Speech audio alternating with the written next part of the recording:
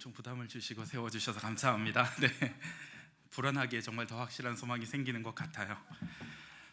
우리가 살아가는 시대에 우리가 시대를 표현하는 여러 가지 단어들이 있습니다.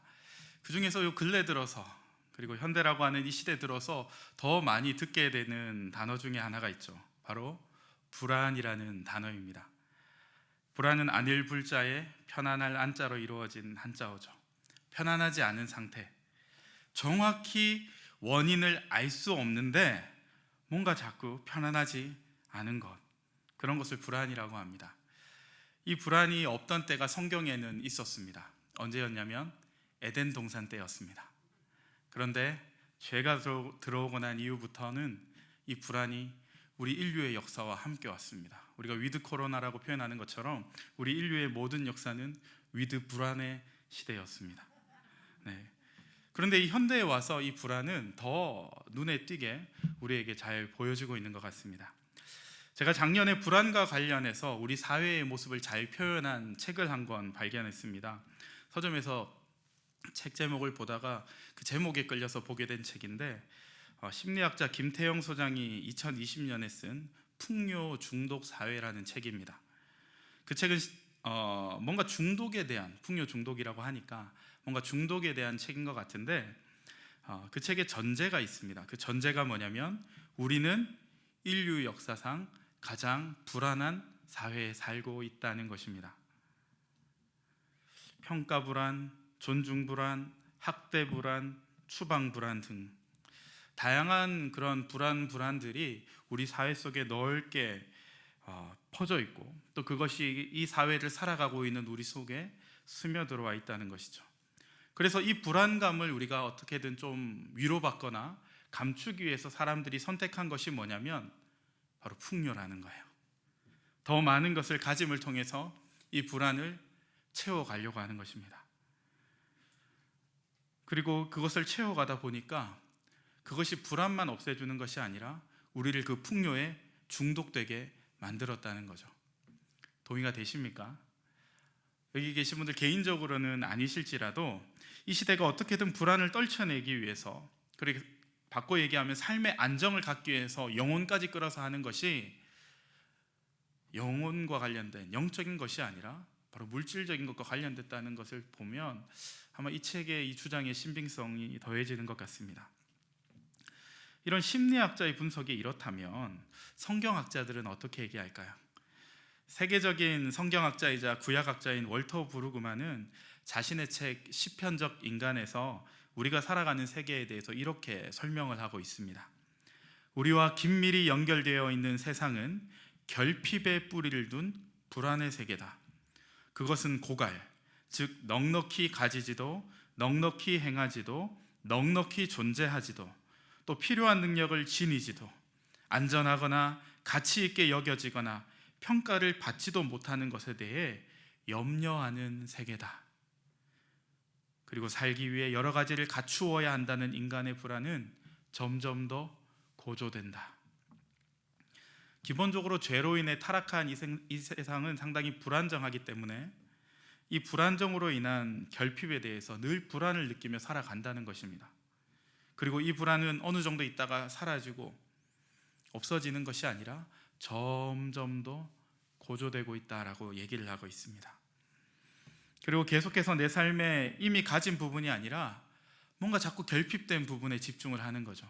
이미 내가 받은 것, 이미 하나님께서 내게 주신 것, 이런 것들에 집중하는 것이 아니라 자꾸만 없는 것에, 결핍된 것에 집착하게 된다는 것입니다.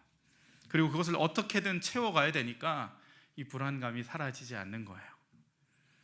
앞서 말씀드린 풍요 중독 사회의 그 책도 결국 이 결핍을 물질적 풍요로 채워간다는 점에서 같은 맥락에 있는 것 같습니다. 그렇다면 우리가 여기서 생각해 볼 문제가 있어요. 이 불안이 도대체 뭐가 문제냐는 거죠. 아니, 사람인데 당연히 불안하지. 또 불안하니까 또 우리가 더 순기능을 또 갖는 것도 있잖아 라고 생각하는 사람도 있겠지만, 성경에는 이 불안 때문에 문제가 되었던 인물들이 있어요. 먼저는 잘 아시는 아브라함입니다. 아브라함의 삶에서는 뭐가 제일 불안이었을까요? 그 시대는 태어난 곳에서 죽을 때까지 사는 시대입니다. 그런데 하나님이 그곳을 떠나라고 하셨죠. 이게 가장 불안할 것 같은데, 사실 아브라함의 가장 근원적인 불안은 자식이 없는 거였어요. 아들이 없는 거였습니다. 그런데 아들이 계속 안 생기는 거예요. 하나님 말씀 따라 가고 있는데 아들이 안 생깁니다. 게다가 사라는 이미 출산을 할 수 없는 몸이 되어버렸어요. 하나님 말씀과 이 현실 사이의 괴리감 속에서 불안감이 생기는 거예요. 그래서 결국 어떻게 합니까? 이 불안이 사라의 여종인 하갈에게서 이스마엘을 낳는 것으로 연결이 됩니다. 불안하다 보니까 하나님의 뜻이 아닌 인간적인 생각으로 인생의 중요한 결정을 내리게 된 것이죠. 이처럼 불안은 하나님의 뜻이 아닌 인간의 생각이 우리의 삶을 끌고 가도록 재촉하는 그런 특성을 가지고 있습니다. 그것이 불안이죠. 불안의 역기능입니다. 이런 불안을 경험한 사람이 또 한 사람이 있습니다. 바로 이스라엘의 초대 왕이었던 사울입니다. 사울은 왕이 될 때는 상당히 겸손했던 인물임을 기억하고 계실 겁니다. 그런데 왕이 된 이후에 이웃 국가인 블레셋과 갈등이 생기고 결국 블레셋이 어마어마한 백성과 군대를 일으켜서 이스라엘을 침공합니다. 그때 사울은 바로 전투를 하고 싶은 마음도 있었을 거예요. 근데 사무엘이 7일 동안 기다리라고 합니다. 근데 그것을 기다리는 중에, 제가 자꾸 근데라는 말을 하는데 네, 죄송합니다. 7일 동안 기다리는 중에 백성들이 블레셋에 대한 소문이 들려오고 실제 가서 본 사람들의 이야기를 들으니까 위세에 눌리는 거예요. 그래서 조금씩 백성들이 떠나갑니다. 그러자 사울의 마음도 불안해지는 거예요. 사무엘이 온다고 한 7일이 다 됐는데 왜 안 오지? 그래서 결국 어떤 선택을 합니까? 자기가 직접 번제를 드려버립니다. 누가 번제하든 하나님께 드리면 되지 뭐, 게다가 나는 왕이니까 뭐 이런 마음으로 하지 않았겠습니까? 근데 그러고 나서 사무엘이 오죠. 이 불안이라는 것은 사울이 하나님의 명령인 사무엘이, 그 마지막 사사이자 대제사장인 그 사무엘이 드려야만 하는 번제를 자기 마음대로 해석해서 적용해버리게 만들었습니다. 우리에게도 이 불안은 하나님의 말씀을 내 마음대로 해석해서 내 마음대로 적용해서 이게 하나님의 뜻이라고 살아가게 만드는, 그것을 재촉하는 것이 불안이라는 것이죠.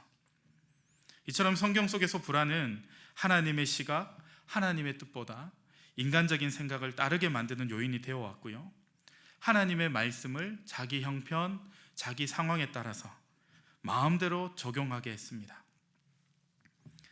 그러면 우리들의 삶에서는 어떤가요? 이 불안을 삶 속에서 자주 느끼고 계시진 않으신가요?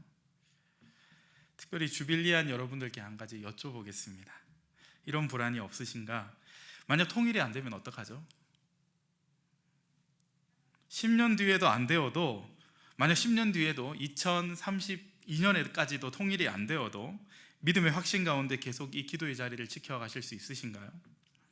만약 20년 뒤에도 통일이 안 되어도, 2042년이 되어도 통일이 안 되어도 계속해서 주빌리 통일구국 기도회의 자리에서 기도할 수 있으신가요?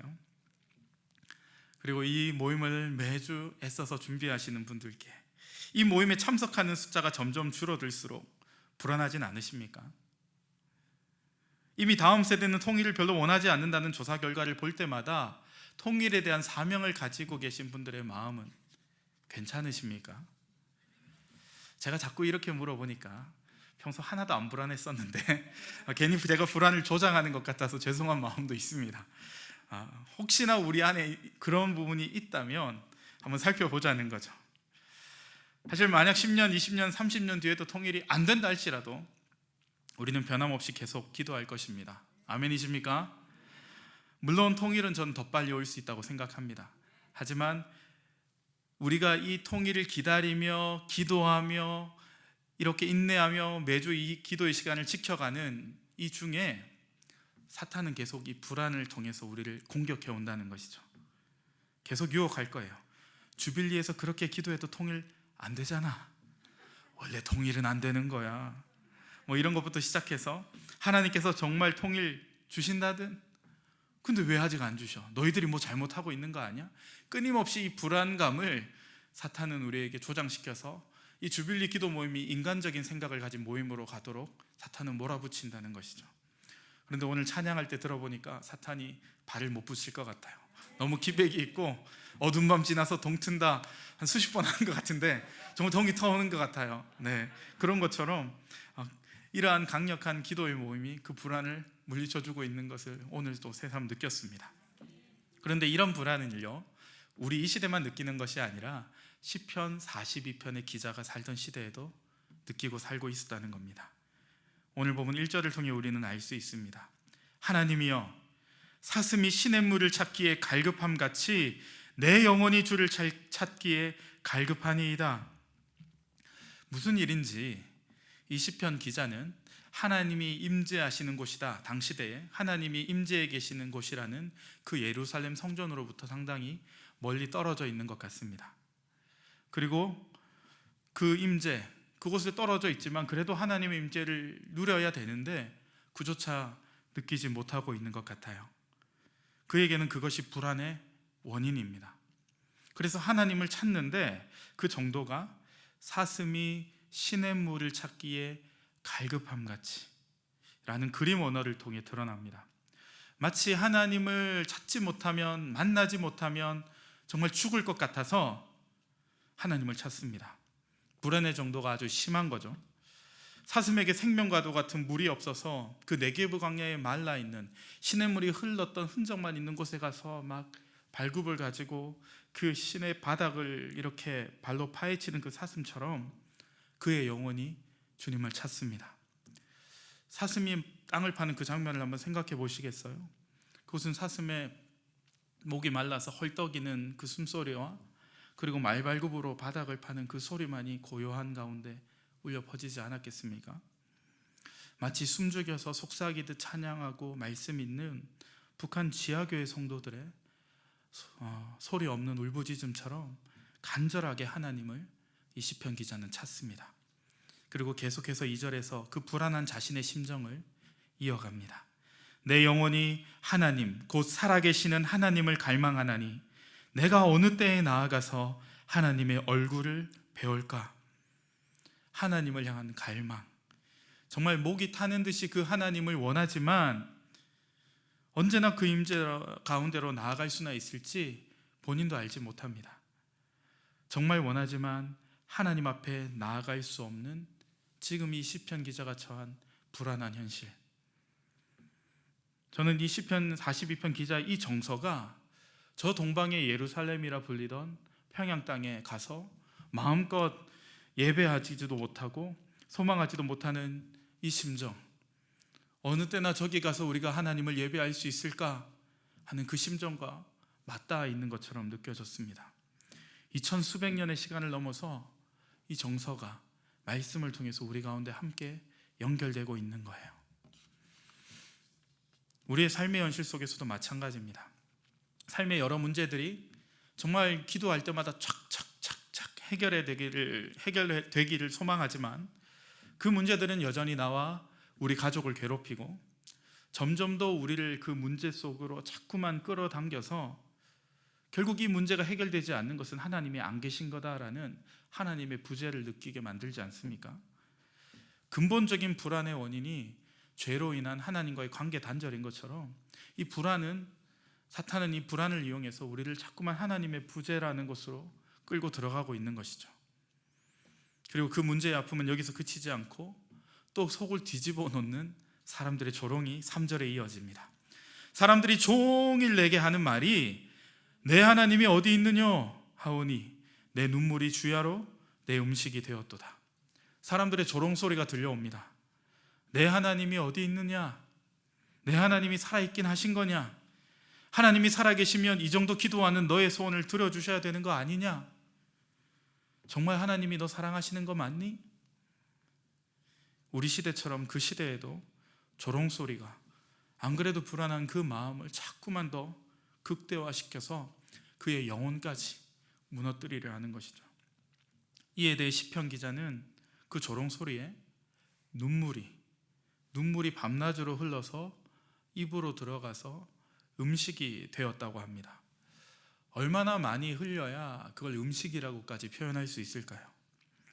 정말 사슴처럼 헐떡이면서 물을 찾았더니 돌아오는 것은 눈물이었습니다.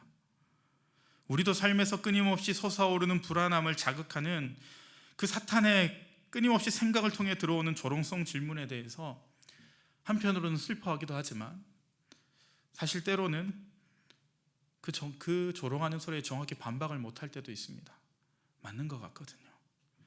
내 상황이 안 달라지는 것 보니까 저 조롱하는 소리가 때로는 맞는 말 같아서 때로는 강하게 반박하지도 못하는 것이 우리의 삶 아닙니까?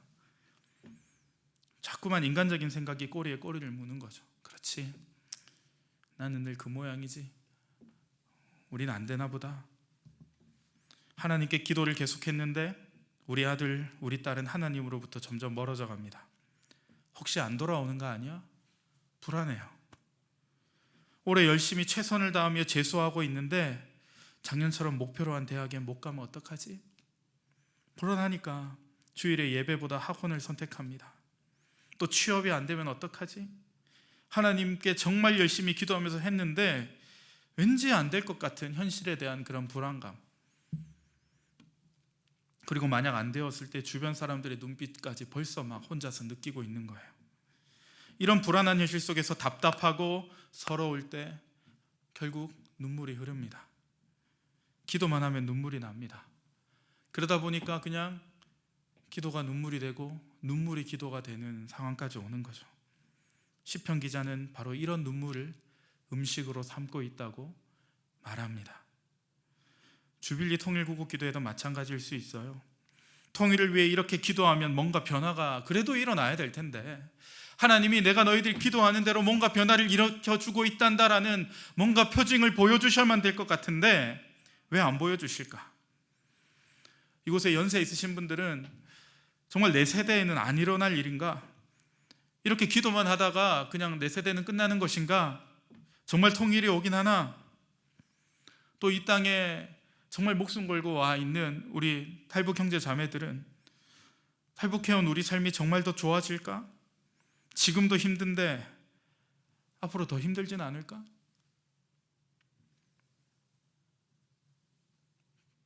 불안은 끊임없이 우리의 삶을 밀고 들어옵니다. 그런데요, 저는 이런 마음들이 우리한테 들어야 된다고 생각합니다. 무조건적인 낙관론이 아니라 오히려 이런 힘든 마음들이 우리 가운데 저는 있어야 된다고 생각합니다. 하나님께서 이런 나를, 이런 우리 가정을, 이런 우리 공동체를 정말 도와주셔야 되는 것 아닙니까? 이렇게 애타게 찾으며 부르짖는 이런 절박함과 이런 불안함 속에서 이 시편이 쓰여진 거예요. 만약 이런 게 없었다면 시편이 쓰여질 수 있었을까요? 이렇게 사람의 마음을 내리는 절박한 시편이 쓰여질 수 있었을까요? 저는 본문을 읽으면서 이런 불안의 아픔이 있기 때문에 이 시편이 기록될 수 있었겠구나. 이 시편 기자가 이런 시편을 써서 하나님이 우리에게 들려주신 것은 어쩌면 우리의 삶의 현실을 하나님이 너무나 잘 알고 계시다는 것 같습니다. 이어서 시편 기자는 또 추억을 떠올립니다. 4절입니다.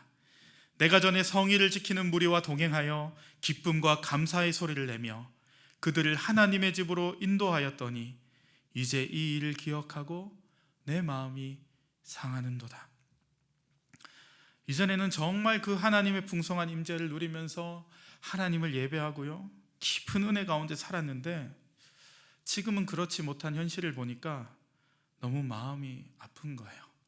마음이 상해버렸습니다. 가슴이 미어지는 겁니다.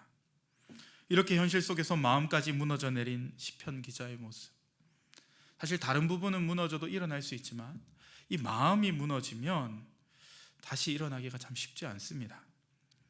눈물은 이미 음식처럼 돼서 흘러내리고 있고 주변에서는 막 나를 조롱해 와요. 그런 상황에서 지난 신앙생활에 좋았던 추억을 생각하니까 그게 힘이 되는 게 아니라 지금의 내 처지가 더 처량하게 느껴지는 겁니다.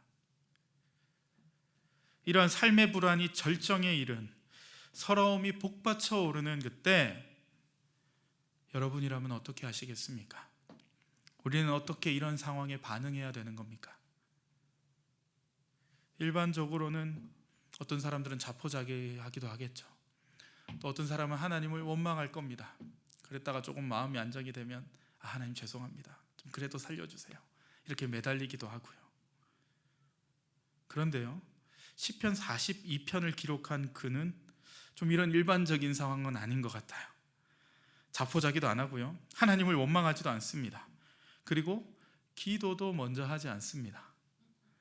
오히려 기도하기에 앞서서 뭘 하냐면 자기 자신을 향해서, 자신의 자아를 향해서 명령합니다. 5절입니다. 내 영혼아, 네가 어찌하여 낙심하며 어찌하여 내 속에서 불안해하는가? 너는 하나님께 소망을 두라. 그가 나타나 도우심으로 말미암아 내가 여전히 찬송하리로다. 아니, 기도부터 해야지 뭐 하는 거야? 너한테 명령하고 있어, 하나님께 구해야지, 뭐 이런 생각이 들진 않으십니까? 도대체 이 사람은 왜 기도보다 자기 자신을 향해서 이 명령을 하고 있는 걸까요? 먼저 시편 기자는 기도에 앞서 자기 자신의 내면, 낙심과 불안을 직면하고 있는 겁니다. 내가 불안해하고 낙심하고 있구나. 아니야, 나는 그렇지 않아, 나는 멀쩡해, 나는 괜찮아 라고 자기 체면을 걸거나 애써 현실을 부정하려고 하지 않습니다. 있는 그대로, 오히려 이런 현실 속에서 한없이 나약해지고 낙심해하고 불안해하는 자기 자신을 직면하는 거죠. 이렇게 나의 연약함을 직면하는 것은 우리가 하나님 앞에 나아갈 때 정말 중요합니다. 우리가 힘이 있다고 생각하고 능력이 충분하다고 생각하고 나 스스로 충분히 모든 것이 가능하다고 생각한다면 이런 고백을 할 수 없을 거예요. 그렇다고 이 시편 기자가 무능한 사람이 아닙니다. 당시에 이 시편을 쓸 정도의 사람이면 평범한 사람이 아니죠. 능력도 있어요. 그럼에도 그는 자신의 연약함을 통해 그 불안의 원인을 직면하고 이 불안을 해결하는 분을 향해 자신의 영혼을 이끌어, 힘겹지만 이끌고 그 하나님 앞으로 나아가고 있는 것입니다. 나아가야 뭔가 기도할 거 아닙니까?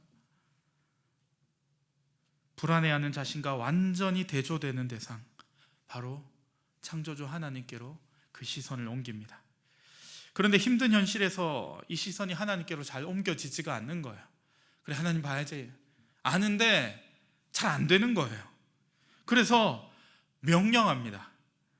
어쩌면 불안하기에 낙심이 되기 때문에 더 확실하게 자기 자신을 향해 명령하고 선포할 수 있습니다. 뭐라고 명령합니까? 너는, 자기 자신을 향해서 하는 거예요. 너는 하나님께 소망을 두라. 이 명령은 단순히 우리의 소망은 하나님이십니다가 아닙니다. 절규에 가깝습니다. 도저히 불안과 낙심이 되어 하나님께 소망을 둘 수 없는 상태라는 것을 직면하고 있기 때문에 이대로 있으면 안 된다는 것을 알기 때문에 절규하며 자신의 영혼을 향해 외치는 것입니다. 제게는 그래서 마치 이렇게 들렸어요. 나는 하나님께 소망을 두어야만 해. 어떤 상황에도 하나님이 내 눈에 보이시지 않아도, 지금 당장 내 기도를 들어주시지 않는 것 같아도 나는 하나님께 소망을 두어야만 해. 이렇게 절규하는 소리로 제게는 들려옵니다. 혹시 지금 삶에 어려움이 있으십니까? 해결되지 않는 문제 앞에서 많이 울고 계시지는 않습니까? 다 해결된 줄 알았는데 다시 마음을 흔들어 놓는 일 때문에 더 아프지는 않으신가요? 또 내가 아니라 우리 가족 중에 누가 힘든 일을 당해서 내일처럼 아파하실 수도 있을 것 같아요. 그때 우리는 이 시편 기자처럼 우리 영혼을 향해 명령해야 합니다. 나는 하나님께 소망을 두어야만 해. 우리가 불안하기에 할 수 있는 고백.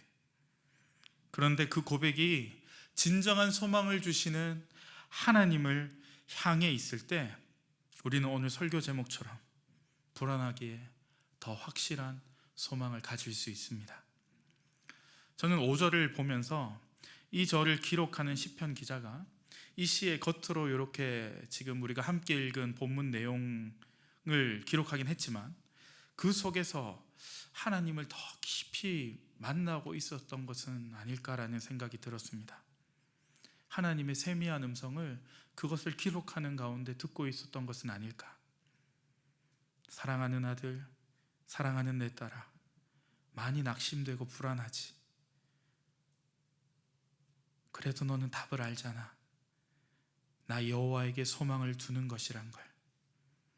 비록 현실은 여전히 불안하고 어려운 상황이어도 어떻게든 그 상황 자체를 모면하기 위해 애쓰다가 지쳐 쓰러지는 인생이 아니라 나 여호와에게 소망을 두고 묵묵하게 참고 견디며 나를 따라오는 것, 그것이 나에게 소망을 두는 거 아닐까? 오늘 이 본문의 구절을 통해 하나님께서 여러분에게는 어떤 대화를 걸어오고 계십니까? 예수님의 제자는 삶의 현실을 부정하지 않습니다. 문제를 회피하지도 않습니다. 물론 그 문제로, 어려움으로 인해 마음이 낙심되고 불안한 마음이 들기도 합니다. 하지만 그런 마음의 시선을 그 문제 자체에 오래 두지 않고 하나님을 바라며 기다리는 소망으로 옮깁니다. 그리고 확신하여 이렇게 외치는 것이죠. 그가 나타나 도우심으로 말미암아 내가 여전히 찬송하리로다. 통일이 멀게 느껴집니다. 핵을 끝까지 포기하지 않는 저 북한 김정은 정권. 전문가들은 처음에 불안한 요소를 여러 가지를 꼽으면서 빨리 무너질 것처럼 얘기했지만 계속 버티고 있습니다. 아마 이 악을 지탱해주는 공중권세 잡은 자의 힘을 빌리고 있는 거겠죠. 때로는 우리 가운데 오히려 우리가 저들로 인해서 적화 통일이 되지 않을까 두려워하는 분들의 모습도 많이 보입니다. 또 이와는 대조적으로 오늘 이곳에 있는 이 빈자리들이 자꾸만 눈에 들어옵니다. 예전에 비해 뭔가 숫자가 자로 줄어드니까 그런 약해지는 마음이 들기도 합니다. 이런 눈에 보이는 현실은 자꾸만 우리 마음에 불안을 줄 수밖에 없다는 거죠. 하지만 우리는 그럴 때일수록, 불안한 마음이 자꾸만 우리 마음 가운데 막 밀려올 때일수록 고백해야 합니다. 주빌리 통일 구국 기도회는 하나님께 소망을 두어야만 해. 우리 가정도 하나님께 소망을 두어야만 해. 우리의 인생도 하나님께 소망을 두어야만 해. 하나님께 소망을 두는 것에는 그럼에도 불구하고 인내가 필요하고요. 우리의 현실 속에 보이는, 눈에 보이는 그 너머를 볼 수 있는 믿음이 필요합니다. 왜냐하면 인내를 통해 보게 되는 그 너머에, 믿음으로 보게 되는 바로 그 너머에 방금 이 시편 기자가 했던 고백, 그가 나타나 도우심으로 말미암아 내가 여전히 찬송하리로다. 바로 이 응답의 능력이 있기 때문입니다. 사랑하는 주빌리안 여러분, 혹시 낙심되거나 불안해하는 마음이 들 때 그 연약한 우리 마음을 있는 그대로 직면합시다. 이게 우리 인간의 한계요, 연약함일 수밖에 없습니다. 그리고 그러한 우리의 모습을 그대로 가지고 하나님 앞으로 나아가기 위하여 우리 영혼을 향해 외칩시다. 내 영혼아, 너는 너의 연약함을 도우시는 하나님께 소망을 두어야만 해. 주빌리 통일교국 기도회는 모이는 숫자와 통일에 대한 어떠한 전문가들의 전망에 소망을 두는 것이 아니라 반드시 통일을 이루실 하나님께 소망을 두어야만 해. 이렇게 하나님 앞에 눈물로 나아가는 영혼은 또 다른 어떠한 추가적인 기도문이 없어도 하나님이 그 심정을 아십니다. 어떤 기도를 하고 있는지 하나님은 이미 알고 계신 거예요. 하나님이 이 모임을 얼마나 사랑하십니까? 하나님께서 통일을 위해서 마지막 때에 예비해 두신 모임이 주빌리 통일구국 기도회 아닙니까? 힘들 수밖에 없어요. 사람은 더 줄어들 수밖에 없어요. 더 외로운 싸움을 할 수밖에 없어요. 왜냐하면 예수님이 이 싸움 하시면서 결국 십자가의 길을 가신 것처럼 우리에게도 그 길을 따라가면서 통일을 준비해야 되기 때문입니다. 하나님께서는 하신다면 만약 이 자리에 단 한 명만이 남아있다 할지라도 그 한 명을 통해서 북한 땅을 변화시키실 것입니다. 그런 분이세요. 우리 주변에 다른 눈에 보이는 것을 넘어서서 그것을 이루실 그 하나님께 소망을 두고 나아가는 우리 주빌리 통일구국기도회가 되기를 간절히 소망합니다. 저는 통일이 멀어지는 것 같은 마음이 들 때 하나님께서 대학생활과 군생활을 통해서 제 마음에 두신 사진 한 장이 있어요. 저희 꿈으로 주신 거죠. 그게 뭐냐면, 군대에 있을 때 제가 정훈장교 생활을 했었는데 그때 북한의 태양절 영상을 봤어요. 4월 15일 김일성 생일이 태양절이지 않습니까? 그때 막 10만 명이 꽉 차서 예배를 하더라고요. 김일성, 김정일, 그때는 김정일 치하였는데 막 예배를 하더라고요. 전 그걸 보면서 하나님이 제 마음에, 성찬아 똑바로 봐라. 지금은 저기에 10만 명이 김일성을 예배하고 김정일을 예배하고 있지만 나는 반드시 저 땅에서 10만 명이 함께 모여서 나를 찬양하고 예배하는 날이 반드시 오게 할 거야. 그 사진은 지금도 가지고 있습니다. 비록 우리의 현실이 그것과는 멀게 느껴지고 어렵게 느껴져도 하나님은 점점 더 이루어 가시더라고요. 그때 저는 부를 찬양도 정해놨어요. 뭐였냐면 내는 주의 영광을 보내라는 찬양입니다. 마침내 목이 터져라 우리가 함께 하나님을 찬양하고 예배하는 그때 이 찬양을 꼭 함께 부르고 싶다라는 생각을 했습니다. 결국엔 그가 나타나 도우심으로 말미암아 내가 여전히 찬송하게 하는 것, 그 찬송은 내는 주의 영광을, 지금 당장 우리 눈에 보이지 않는다 할지라도 내는 주의 영광을 보내, 그 빛난 영광 온 하늘 덮고 그 찬송 온 땅 가득해. 정말 그게 가득한 게 내 눈에 보여서 그 고백을 하는 것이 아니라 지금 당장은 너무나도 그것이 멀게 느껴지고 불가능해 보인다 할지라도 지금 상황에서 그 노래를 부를 수 있어야만 저는 그날의 그 노래를 부를 수 있다고 생각합니다. 그런 의미에서 저는 이 설교의 마지막으로 함께 이 찬양을 부르면서 마무리하면 좋겠습니다. 우리 정말 그 평양 김일성 광장에서 찬양하고 있다는 마음으로 우리 함께 이 찬양을 고백하면 좋겠습니다.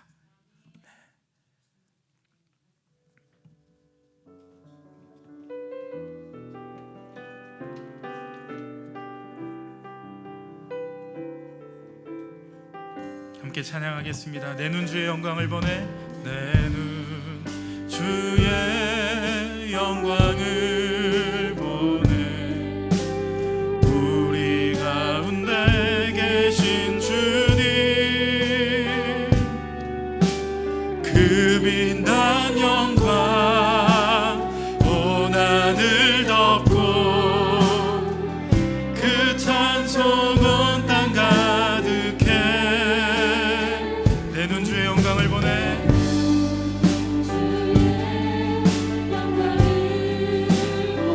찬송 가운데 서신 주님, 주님의 얼굴은 온 세상 향하네. 이미 권능의 팔을 드신 줄 믿습니다. 팔을 드셨네. 주의 영광 이곳에 가득해.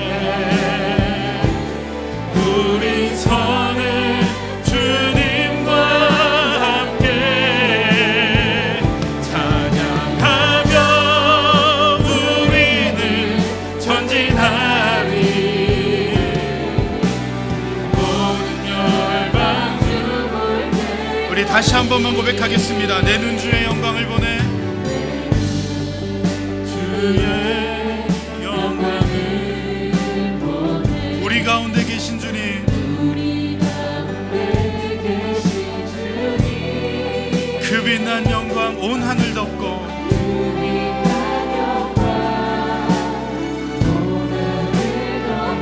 그 찬송 온 땅 가득해.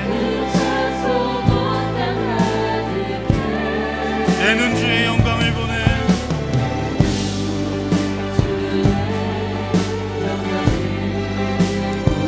찬송 가운데 서신 주님, 주님의 얼굴은 온 세상 향하네. 권능의 팔을 드셨네. 우리 두 손 들고 찬양하겠습니다. 주의 영광, 주의 영광 이곳에 가득해. 우린 선해 주님과 함께 찬양하며 우리는 전진하리. 모든 열방 주 볼 때까지 주의 영광 이곳에 가득해. 주의 영광 이곳에 가득해. 우린 선해 주님과 함께 기도하며 우리는 전진하리. 모든 열방 주볼 때까지. 살아계신 하나님 아버지, 우리가 함께 부른 이 찬양을 김일성 광장에서 함께 부르는 날이 반드시 올 줄 믿습니다. 비록 우리 눈앞에 현실은 끊임없이 우리를 불안 속으로 몰아넣고 하나님이 어디 계시냐며 우리를 조롱하며 우리의 기도로의 자리로 나오는 우리의 발걸음에 힘을 빼지만 우리의 소망은 하나님께 있기에 때로는 불안하고 낙심한 마음이 밀려와도 우리는 우리 영혼을 향해 명령하겠습니다. 나는 하나님께 반드시 소망을 두어야만 해. 나는 반드시 하나님께 소망을 두어야만 해. 하나님, 우리가 이 고백을 할 때마다 새 마음 주시고 새 힘 주셔서 이 기도의 자리를 생명 걸고 끝까지 지켜나갈 수 있도록 은혜로 인도하여 주시옵소서. 이 모임을 위하여 수고하고 애쓰며 준비하는 한 분 한 분을 기억하여 주셔서 이 수고와 애씀이 결코 헛된 것이 아니라 공허한 메아리가 아니라 하나님의 나라가 평양 땅 한가운데 임하는 것을 준비하는 하나님의 외치는 자의 소리임을 기억하며 이 힘든 시기 잘 이겨나갈 수 있도록 때를 따라 도우시는 은혜로 북돋워 주옵소서. 주님의 능력으로 함께해 주실 것을 믿사오며 우리의 유일한 소망 되신 예수 그리스도의 이름으로 기도드리옵나이다.